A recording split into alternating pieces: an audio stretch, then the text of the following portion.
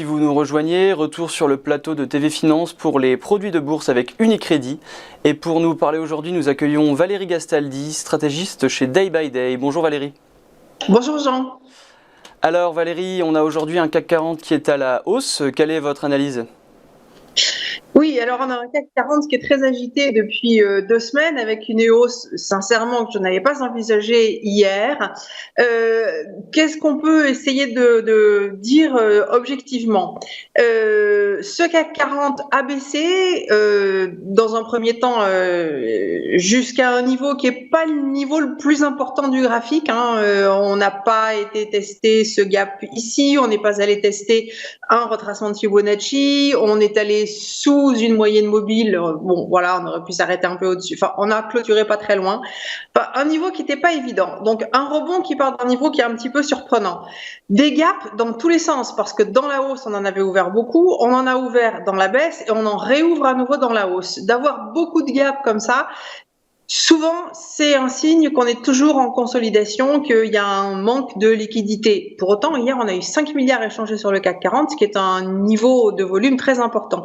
Donc, on a un ensemble d'indications qui sont relativement contradictoires. J'avais une résistance à 7042, mais on est en train d'essayer de la tester, c'est-à-dire on l'a dépassé, pardon, même déjà hier soir, après que j'ai terminé mon graphique. Alors, est-ce qu'on va aller tester 7181, voire aller un petit peu au-dessus en ce mois de décembre? Tout est permis, mais sincèrement, j'ai franchement pas de conviction forte à mettre en avant. La tendance, elle a été malmenée, elle n'est pas absolument évidente à discerner. Il y a quand même beaucoup d'éléments de retenue dans cette tendance haussière, même à court terme.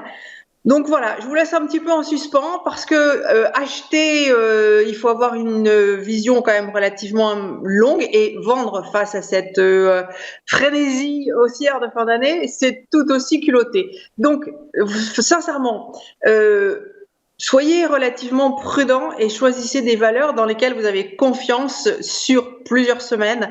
Dans ce type de situation, ne cherchez pas les situations les plus spéculatives et celles qui vous apparaissent comme étant celles qui vont rapporter le plus d'argent. Appuyez-vous sur des tendances fortes. Voilà, mon conseil de la semaine. D'accord Valérie, et au vu de votre anticipation de marché, quelle valeur avez-vous sélectionné ?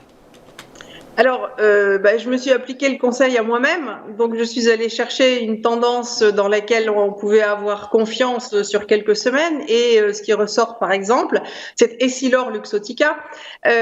Pourquoi ? Écoutez, regardez, depuis l'année dernière, en fait, Essilor Luxottica, elle monte avec ce que l'on appelle des étapes en escalier, c'est-à-dire que quand elle franchit une résistance, elle revient prendre appui sur le niveau pour le transformer en support par la suite. C'est ce que l'on vient de faire. La semaine dernière, on est revenu tester le support précédent à 174,20, enfin l'ancienne résistance qui est devenue support à 174,20. Donc ce que l'on peut envisager maintenant, c'est qu'elle arrive à développer toujours cette tendance haussière vers de nouveaux sommets, ce qui potentiellement nous amènerait jusqu'à 211,50 au mois de janvier. Et donc cette stratégie que vous mettez en place et que vous présentez, elle peut être mise en place avec quelle sorte d'objectif ? Alors, 211,50 pour le mois de janvier, c'est peut-être un petit peu long terme. Les premiers niveaux que l'on peut envisager, c'est 195, et puis on a une projection à 201,70 avec une prise de profit partiel sur 195, parce que on a quand même une résistance qui sont les plus hauts historiques et qui peut décaler le mouvement pendant un petit moment. Le niveau de support à préserver, c'est 174,20, donc c'est l'invalidation de cette stratégie. Et donc, je vous disais, à horizon d'ici les vacances, 195 à 201,70 comme objectif. Et avez-vous un produit qui est adapté à cette vision de marché ? Oui, merci Jean. En effet, on vous propose un turbo illimité call de Nemo 3820T. Il a un levier de 7,67, donc une barrière déjà activante à 160,54 sous le niveau d'invalidation dont on vous parlait. Alors que à l'opposé, si vous préférez jouer la baisse, peut-être aussi sur la poursuite du rebond quand on arrive à proximité des sommets, vous pouvez utiliser le turbo illimité Best Put E879 T qui a un levier de 5,15 avec une barrière désactivante de 219,58. Je vous rappelle que tous ces niveaux, ce levier, etc., varient tous les jours en fonction de l'évolution des prix. Donc, il faut que vous vérifiez sur le site de l'émetteur ou de votre courtier où on en est de ces indicateurs. Merci beaucoup Valérie Gastaldi, je le rappelle, vous êtes stratégiste chez Day by Day. Attention néanmoins, ces produits sont très spéculatifs, l'AMF les classe dans la catégorie 7, ils sont donc destinés aux investisseurs aguerris. On se retrouve la semaine prochaine pour une nouvelle chronique, les produits de bourse avec Unicredit.